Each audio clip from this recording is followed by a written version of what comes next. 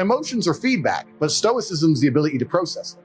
And that's what you need to be learn as a man. You're never going to be able to turn them off. You're going to feel them. You have to learn how to process them and turn them into a positive. It's energy. It's unlimited energy. I say this all the time. I say that the biggest periods of transformation in my life is when everything was going wrong. But when I make my biggest progress, when I really change who I am and change the world, that's when everything's fucked. When things go wrong, or I'm feeling things I don't want to feel, or bad things are happening, that's when I'm like, okay, I currently cannot sleep.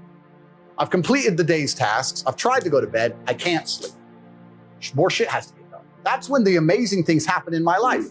When I was heartbroken, I hit the gym harder, right? So all the bad things that happen to you as a man, if you're stoic, you get to take unlimited energy.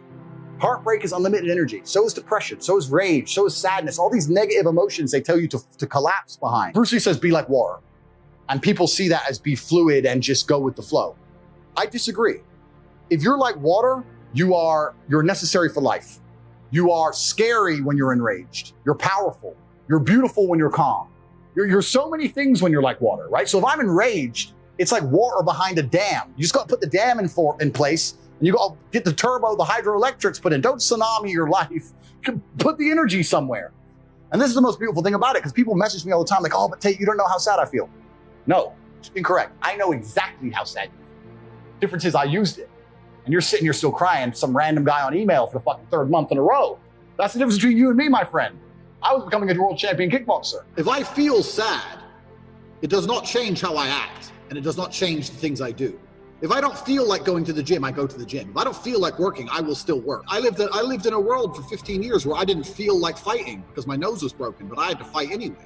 Mm-hmm. So a lot of these people come to me and they say, oh, but I feel this way. I don't put a huge amount of importance on emotions. It's not that I don't feel them.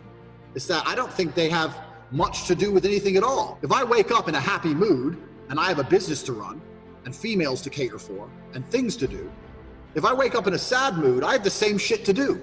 I'm going to get it done. Where's the importance of it? It's in my mind. That's how I view it. Like, how does that affect what I'm going to do? Well, nothing. It doesn't. It's not going to affect how I live my life. So why sit around and think about it? This modern obsession with happiness is the number one problem with the world.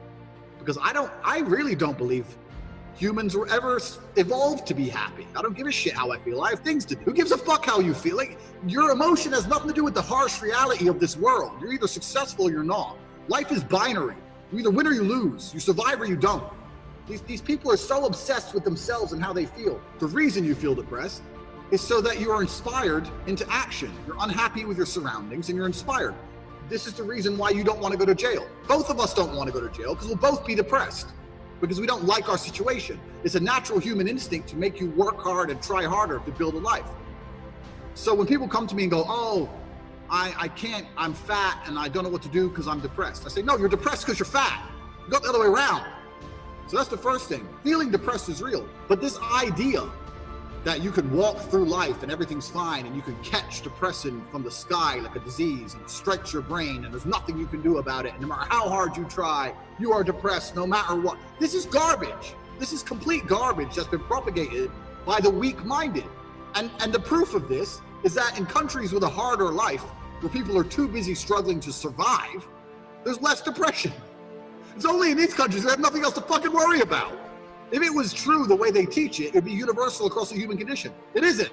So basically, your life's so good, the only thing you have to do is sit around and worry about why you're not happy enough. Okay, I don't think it's okay to be okay with losing or okay with less than the best. I don't think any of that's acceptable. I lived my life when I was poor, furious at the fact I was poor because my ego, and I'll be honest, my ego is at a point where I didn't understand how other people can afford Ferraris and I can't. I would be 18, walk into college, and a Ferrari would drive past, and it would ruin my week. And everyone would be like, what's wrong with you? And I'd be like, don't you see, this fat fuck can buy a Ferrari and I can't. Why? He's not a better man. He's not a better person than me. I'm just as good as him, if not better.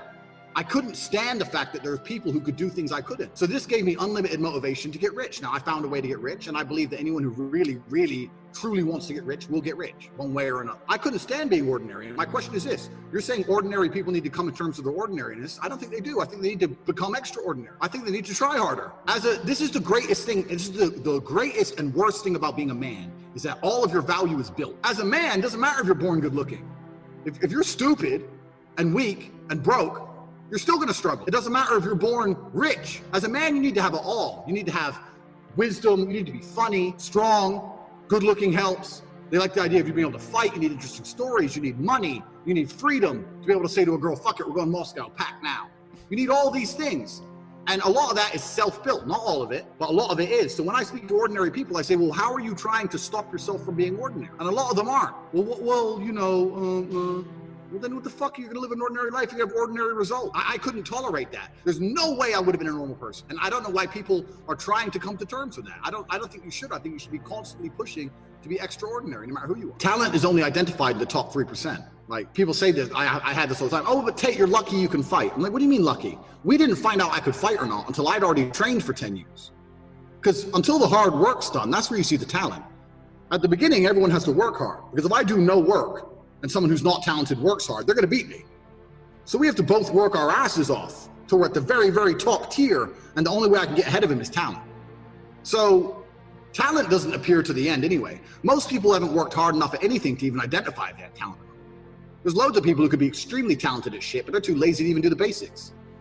So most people don't even know their own talent. Is there anything particularly I want that I don't have? No. I pretty much have everything I want. And I gave it all to myself. This is what I mean, because I wouldn't accept being ordinary. This is my point. This is my exact point. My life was ordinary, bro. My life was ordinary. My mom and dad split up. I'm in a homeless house. I'm in a shit school. Me and my brother and my mom and my sister were living in some homeless hostel. I didn't know how to fight. I had no money. I'm a normal skinny kid.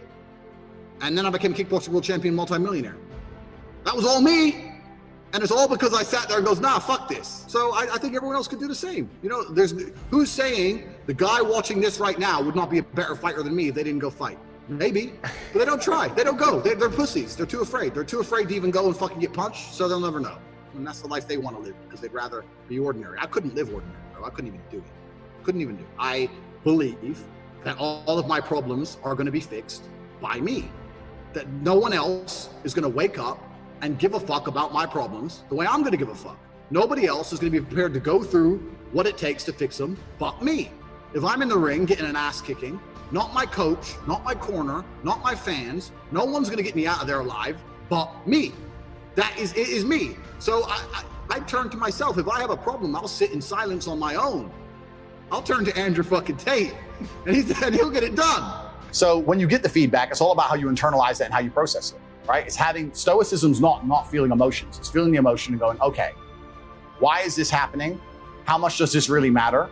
What's the most intelligent move on the chessboard? In the game of chess, there's no luck. If you lose, no matter how well you played, if you lose, at some point you made a mistake. Even if it's the most minor mistake, you made a mistake. So you learn to understand that no matter what happens to you, if you lose a scenario, you made a mistake. Maybe it's a tiny one. Maybe it was 2 years ago, whatever, but you made a mistake and you learn absolute and utter accountability. And that mentality is extremely powerful to apply to all things in life. The position I'm in now as the most hated man in the world, although I agree and I truly believe it's unfair, I still take complete responsibility for. All of this is my fault, but the Bugatti on my drive is my fault and the yacht is my fault. The private jet's my fault. So it's all my fault.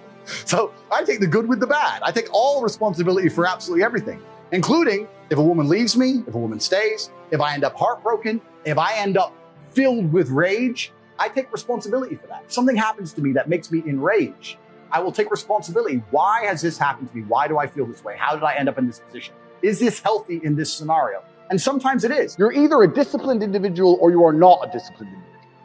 Everyone wants money put on their lap. If you truly wanted money, you wouldn't be able to sleep until you fucking had it. Yeah. And this is the point. So you're saying you go down a shit spiral, then you're not cut out to be rich, my friend. Get a job in Starbucks. You piss off. Some people, because when I had nothing, I couldn't be distracted. You couldn't distract me from what I wanted. That's who I am. If I want something, I'm going to get it. So I don't know what more you want me to say. I do not need to be motivated. I'm a disciplined person. If I allocate X amount of time to work, I'm going to do it. One of the only things in this world you can control is your state of mind. You can't control the weather. You can't control other people. You can't even control your health. You might get a brain hemorrhage, or you might get hit by a bus, or you might get assassinated. One of the very few things in the world you have genuine control over is your state of mind. You decide if you're a disciplined person. You decide if you're a happy person. You decide if you're a depressed person. These are things that in real time you can affect in your brain. This is all you can control on Earth. If you can't control that, then you're just a feather in the wind. And life's going to blow you around, and you might land somewhere good. You might land in dog shit. Nobody knows.